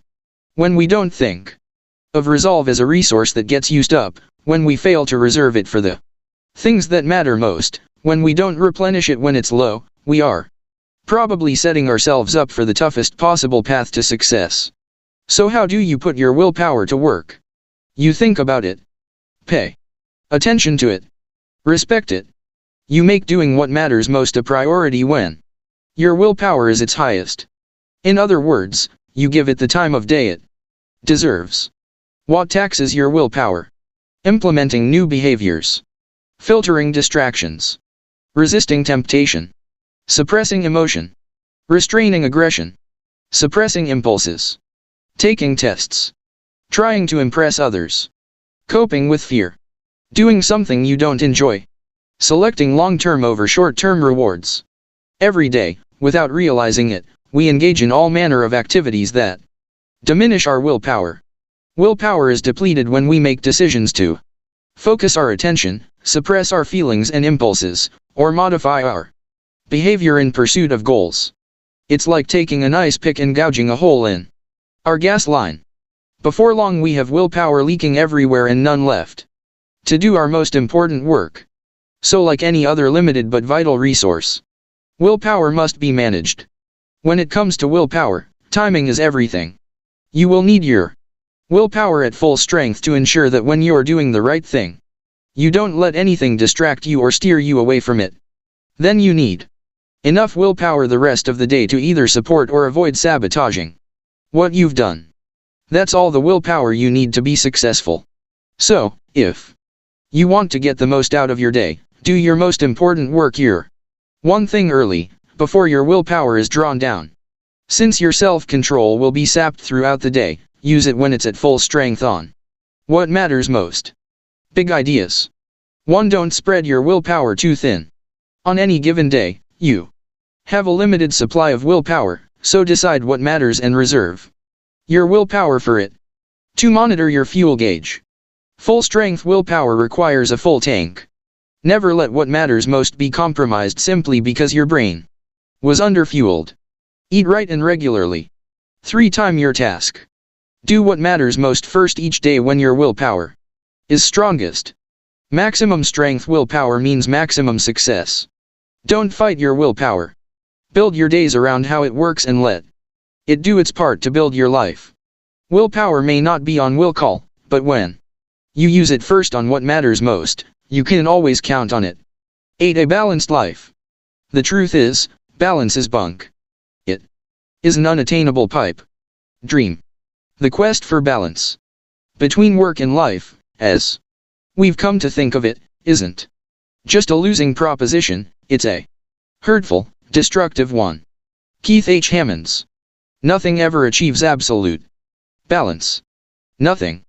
No matter how imperceptible it might be, what appears to be a state of balance is something entirely different. An act of balancing. Viewed wistfully as a noun, balance is lived practically as a verb. Seen as something we ultimately attain, balance is actually something we constantly do. A balanced life is a myth, a misleading concept most accept as a worthy and attainable goal, without ever stopping to truly consider it. I want you to consider it. I want you to challenge it. I want you to reject it. A balanced life is a lie. The idea of balance is exactly that, an idea. In philosophy, the golden mean is the moderate middle between polar extremes, a concept used to describe a place between two positions that is more desirable than one state or the other. This is a grand idea, but not a very practical one. Idealistic, but not realistic. Balance doesn't exist. This is tough to conceive, much less believe, mainly because one of the most frequent laments is, "I need more balance," a common mantra for what's missing in most lives. We hear about balance so much we automatically assume it's exactly what we should be seeking. It's not. Purpose, meaning, significance, these are what make a successful life. Seek them and you will most certainly live your life out of balance, crisscrossing an invisible middle line as you pursue your priorities. The act of living a full life by giving time to what matters is a balancing act. Extraordinary results require focused attention and time. Time on one thing means time away from another. This makes balance impossible. The genesis of a myth. Historically, balancing our lives is a novel privilege to even consider. For thousands of years, work was life. If you didn't work, hunt game, harvest crops, or raise livestock, you didn't live long. But things changed. Jared Diamond's Pulitzer Prize-winning Guns, Germs, and Steel, The Pates of Human Societies illustrates how farm-based societies that generated a surplus of food ultimately gave rise to professional specialization. 12,000 years ago, everybody on Earth was a hunter-gatherer. Now almost all of us are farmers or else are fed by farmers. This freedom from having to forage or farm allowed people to become scholars and craftsmen. Some worked to put food on our tables while others built the tables. At first, most people worked according to their needs and ambitions. The blacksmith didn't have to stay at the forge until 5 p.m., he could go home when the horse's feet were shod. Then 19th century industrialization saw for the first time large numbers working for someone else. The story became one of hard-driving bosses, year-round work schedules, and lighted factories that ignored dawn and dusk. Consequently, the 20th century witnessed the start of significant grassroots movements to protect workers and limit work hours. Still, the term work-life balance wasn't coined until the mid-1980s, when more than half of all married women joined the workforce. To paraphrase Ralph E. Gomery's preface in the 2005 book Being Together, Working Apart, Dual Career Families and the Work-Life Balance, we went from a family unit with a breadwinner and a homemaker to one with two breadwinners and no homemaker. Anyone with a pulse knows who got stuck with the extra work in the beginning. However, by the 90s, work-life balance had quickly become a common watchword for men too. A LexisNexis survey of the top 100 newspapers and magazines around the world shows a dramatic rise in the number of articles on the topic, from 32 in the decade from 1986 to 1996 to a high of 1,674 articles in 2007 alone, see Figure 9. It's probably not a coincidence that the ramp-up of technology parallels the rise in the belief that something is missing in our lives. Infiltrated space and fewer boundaries will do that. Rooted in real-life challenges, the idea of work-life balance has clearly captured our minds and imagination. Fig 9. The number of times work-life balance is mentioned in newspaper and magazine articles has exploded in recent years. Middle mismanagement. The desire for balance makes sense. Enough time for everything and everything done in time. It sounds so appealing that just thinking about it makes us feel serene and peaceful. This calm is so real that we just know it's the way life was meant to be. But it's not. If you think of balance as the middle, then out of balance is when you're away from it. Get too far away from the middle and you're living at the extremes. The problem with living in the middle is that it prevents you from making extraordinary time commitments to anything. In your effort to attend to all things, everything gets shortchanged and nothing gets its due. Sometimes this can be okay and sometimes not. Knowing when to pursue the middle and when to pursue the extremes is in essence the true beginning of wisdom. Extraordinary results are achieved by this negotiation with your time. Fig 10. Pursuing a balanced life means never pursuing anything at the extremes. The reason we shouldn't pursue balance is that the magic never happens in the middle, magic happens at the extremes. The dilemma is that chasing the extremes presents real challenges. We naturally understand that success lies at the outer edges, but we don't know how to manage our lives while we're out there. When we work too long, eventually our personal life suffers. Falling prey to the belief that long hours are virtuous, we unfairly blame work when we say, "I have no life." Often, it's just the opposite. Even if our work life doesn't interfere, our personal life itself can be so full of have-tos that we again reach the same defeated conclusion, "I have no life." And sometimes we get hit from both sides. Some of us face so many personal and professional demands that everything suffers breakdown imminent. We once again declare, "I have no life." Fig 11. Pursuing the extremes presents its own set of problems. Just like playing to the middle, playing to the extremes is the kind of middle mismanagement that plays out all the time. Time waits for no one. My wife once told me the story of a friend of hers. The friend's mother was a schoolteacher and her father was a farmer. They had scrimped, saved, and done with less their entire lives in anticipation of retirement and travel. The woman fondly remembered the regular shopping trips she and her mother would take to the local fabric store where they would pick out some fabric and patterns. The mother explained that when she retired these would be her travel clothes. She never got to her retirement years. In her final year of teaching, she developed cancer and later died. The father never felt good about spending the money they'd saved, believing that it was their money and now she wasn't there to share it with him. When he passed away and my wife's friend went to clean out her parents' home, she discovered a closet full of fabric and dress patterns. The father had never cleaned it out. He couldn't. It represented too much. It was as if its contents were so full of unfulfilled promises that they were too heavy to lift. Time waits for no one. Push something to an extreme and postponement can become permanent. I once knew a highly successful businessman who had worked long days and weekends for most of his life, sincere in his belief that he was doing it all For his family. Someday when he was done, they would all enjoy the fruits of his labor, spend time together, travel, and do all the things they'd never done. After giving many years to building his company, he had recently sold it and was open to discussing what he might do next. I asked him how he was doing, and he proudly proclaimed that he was fine. When I was building the business, I was never home and rarely saw my family. So now I'm with them. On vacation, making up for lost time. You know how it is, right? Now that I have the money and the time, I'm getting those years back. Do you really think you can ever get back a child's bedtime story or birthday? Is a party for a 5-year-old with imaginary pals the same as dinner with a teenager with high school friends? Is an adult attending a young child's soccer game on par with attending a soccer game with an adult child? Do you think you can cut a deal with God that time stands still for you, holding off on anything important until you're ready to participate again? When you gamble with your time, you may be placing a bet you can't cover. Even if you're sure you can win, be careful that you can live with what you lose.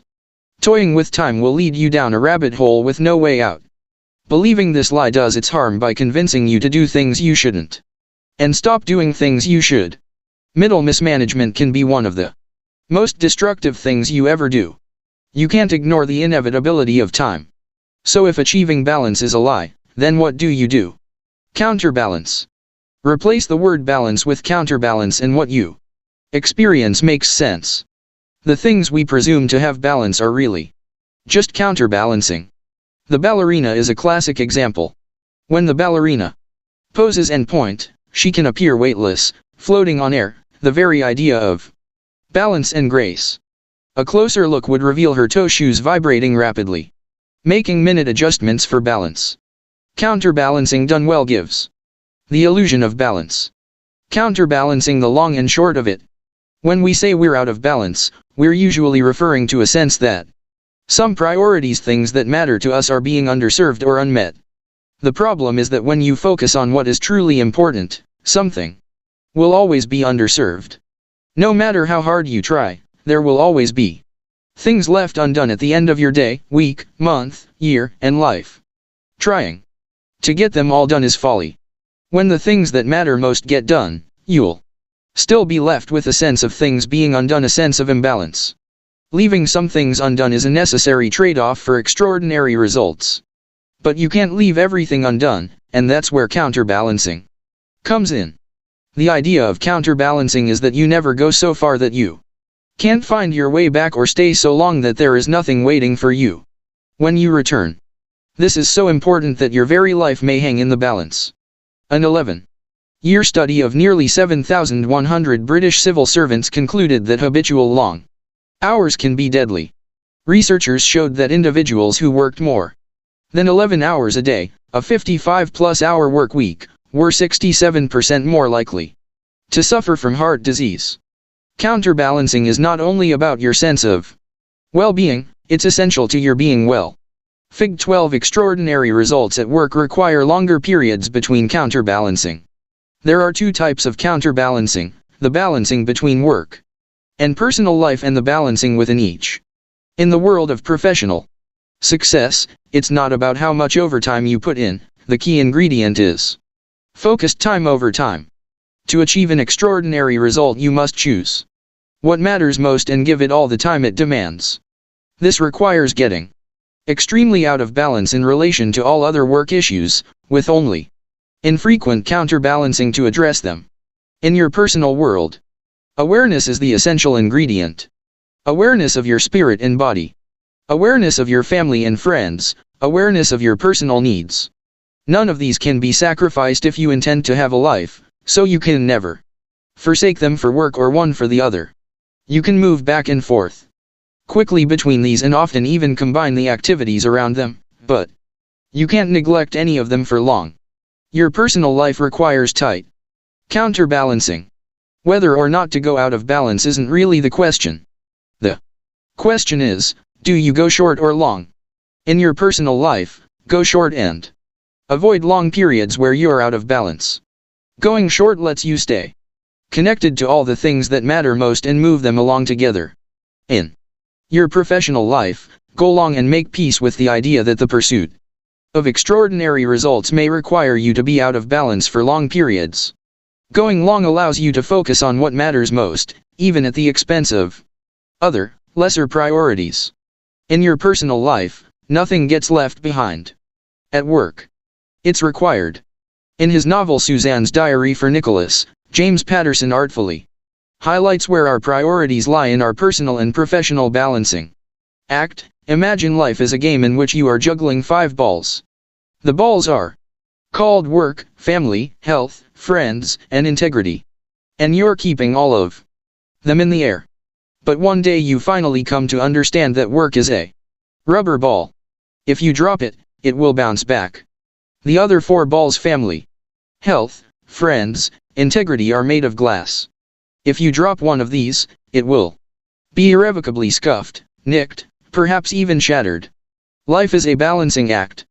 The question of balance is really a question of priority. When you change your language from balancing to prioritizing, you see your choices more clearly and open the door to changing your destiny. Extraordinary results demand that you set a priority and act on it. When you act on your priority, you'll automatically go out of balance, giving more time to one thing over another.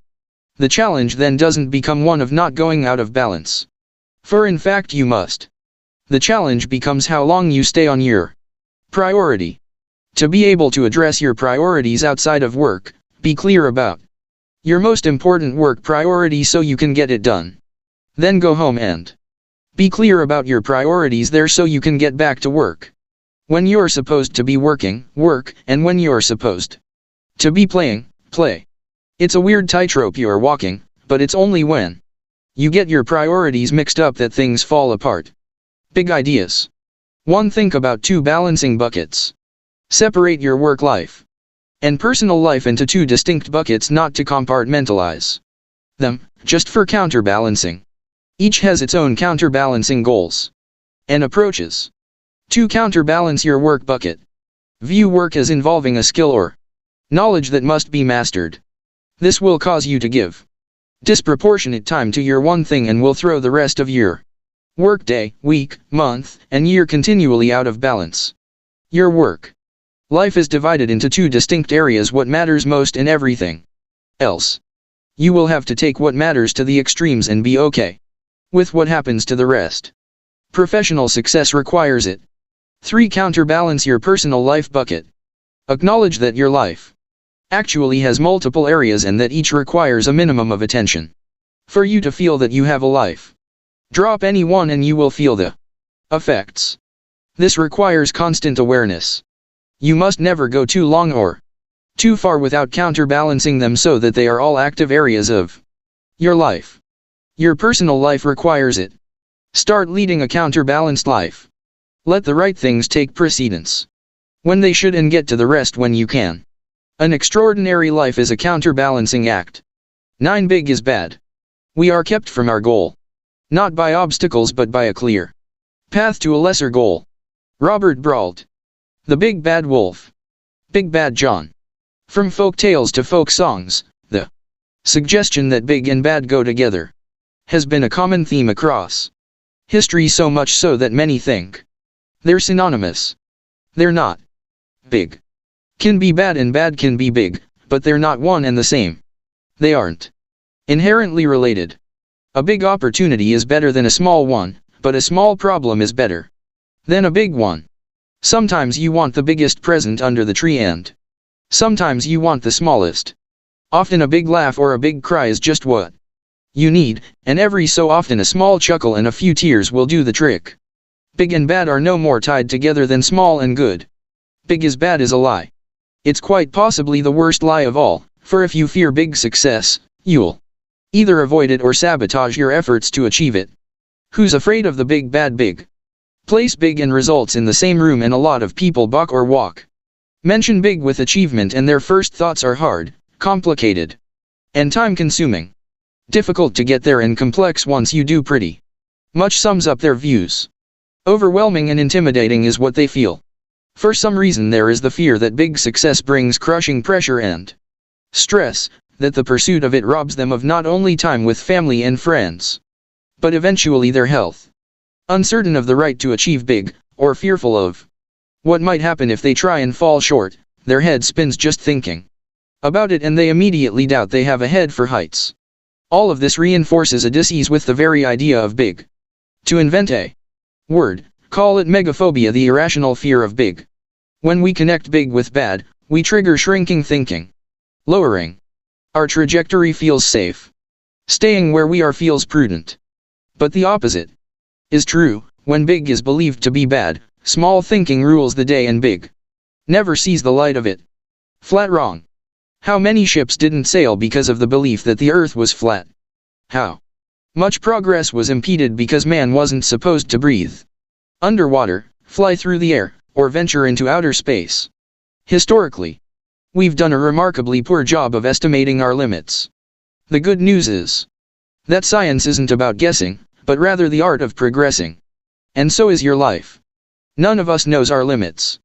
Borders and boundaries may be clear on a map, but when we apply them to our lives, the lines aren't so apparent. I was once asked if I thought thinking big was realistic. I paused to reflect on this, and then said, "Let me ask you a question first. Do you know what your limits are?" "No," was the reply. So I said that it seemed the question was irrelevant. No one knows their ultimate ceiling for achievement, so worrying about it is a waste of time. What if someone told you that you could never achieve above a certain level? That you were required to pick an upper limit which you could never exceed? What would you pick? A low one or a high one? I think we know the answer. Put in this situation, we would all do the same thing: go big. Why? Because you wouldn't want to limit yourself. When you allow yourself to accept that big is about who you can become, you look at it differently. In this context, big is a placeholder for what you might call a leap of possibility. It's the office intern visualizing the boardroom or a penniless immigrant imagining a business revolution. It's about bold ideas that might threaten your comfort zones but simultaneously reflect your greatest opportunities. Believing in big frees you to ask different questions, follow different paths, and try new things. This opens the doors to possibilities that, until now, only lived inside you. Sabir Bhatia arrived in America with only $250 in his pocket, but he wasn't alone. Sabir came with big plans and the belief that he could grow a business faster than any business in history. And he did. He created Hotmail. Microsoft, a witness to Hotmail's meteoric rise, eventually bought it for $400 million. According to his mentor, Farooq Arjani, Sabir's success was directly related to his ability to think big. What set Sabir apart from the hundreds of entrepreneurs I've met is the gargantuan size of his dream. Even before he had a product, before he had any money behind him, he was completely convinced that he was going to build a major company that would be worth hundreds of millions of dollars. He had an unrelenting conviction that he was not just going to build a run-of-the-mill Silicon Valley company, but over time I realized, by golly, he was probably going to pull it off. As of 2011, Hotmail ranked as one of the most successful webmail service providers in the world, with more than 360 million active users. Going big. Thinking big is essential to extraordinary results. Success requires action, and action requires thought. But here's the catch: the only actions that become springboards to succeeding big are those informed by big thinking to begin with. Make this connection, and the importance of how big you think begins to sink in. Fig 13: thinking informs actions and actions determine outcomes. Everyone has the same amount of time, and hard work is simply hard work. As a result, what you do in the time you work determines what you achieve. And since what you do is determined by what you think, how big you think becomes the launching pad for how high you achieve. Think of it this way. Every level of achievement requires its own combination of what you do, how you do it, and who you do it with. The trouble is that the combination of what, how, and who that gets you to one level of success won't naturally evolve to a better combination that leads to the next level of success.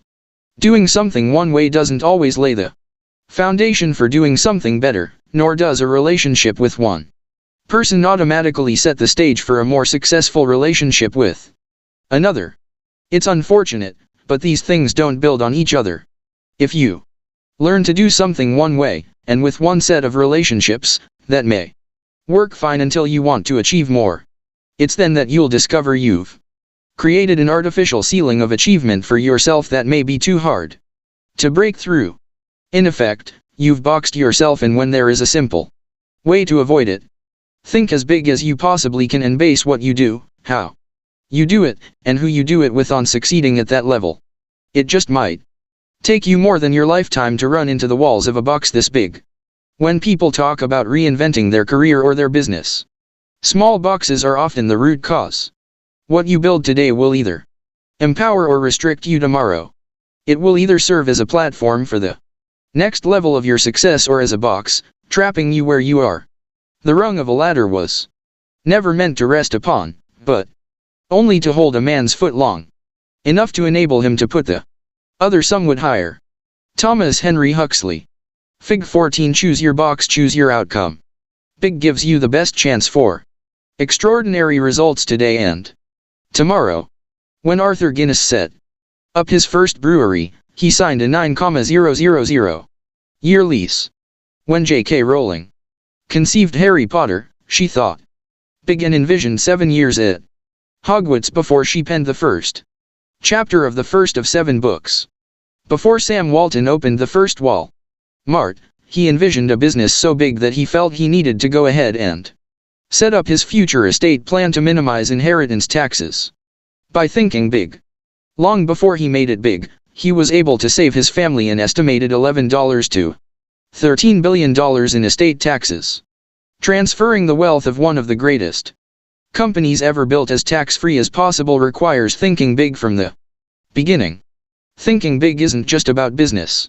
Candace Lightner started Mothers Against Drunk Driving in 1980 after her daughter was killed in a hit-and-run accident by a drunk driver. Today, MAD has saved more than 300,000 lives.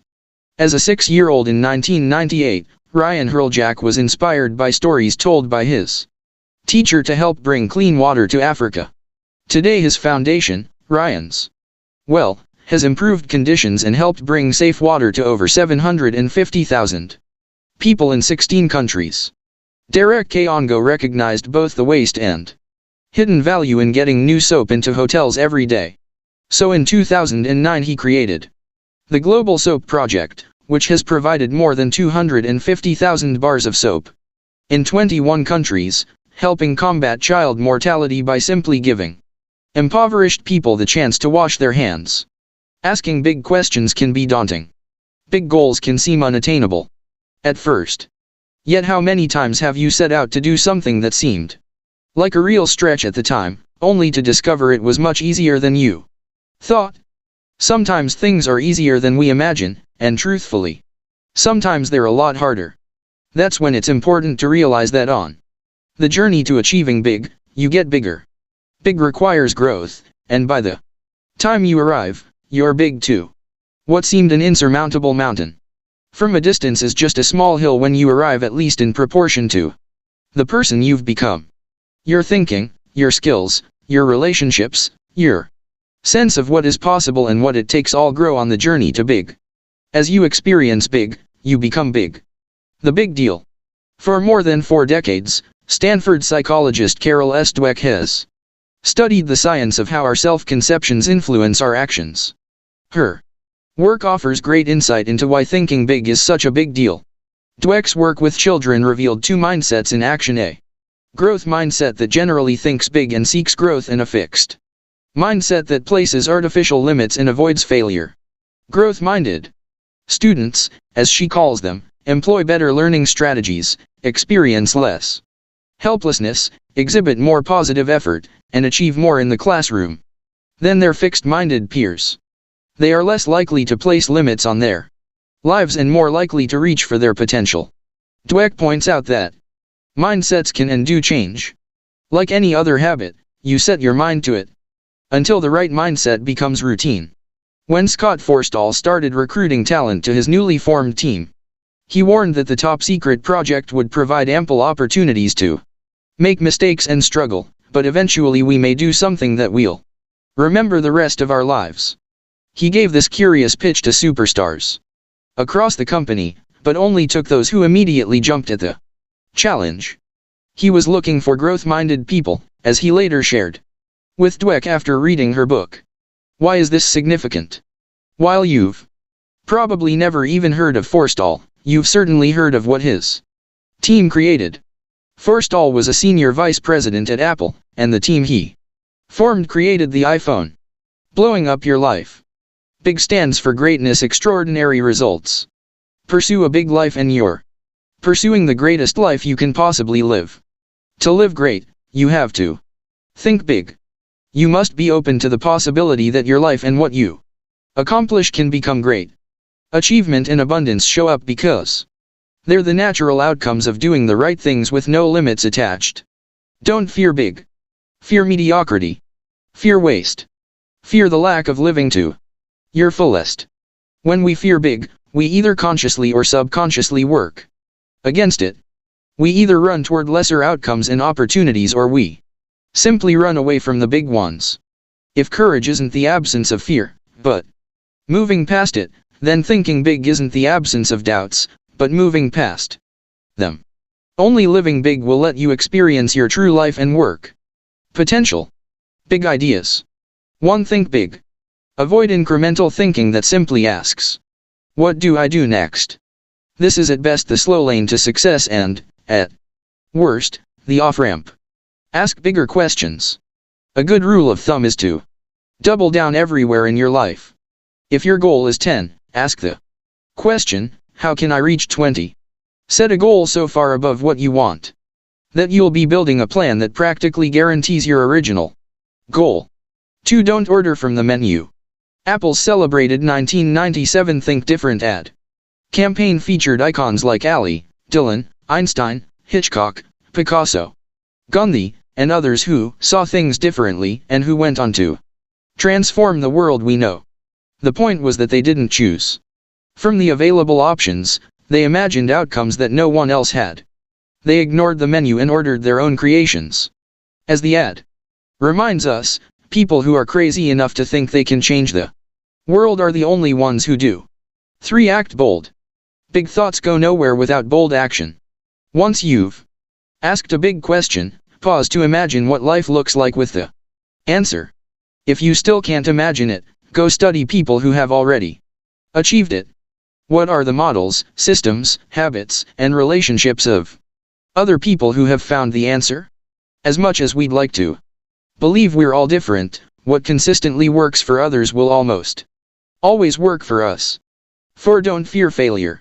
It's as much a part of your journey to extraordinary results as success.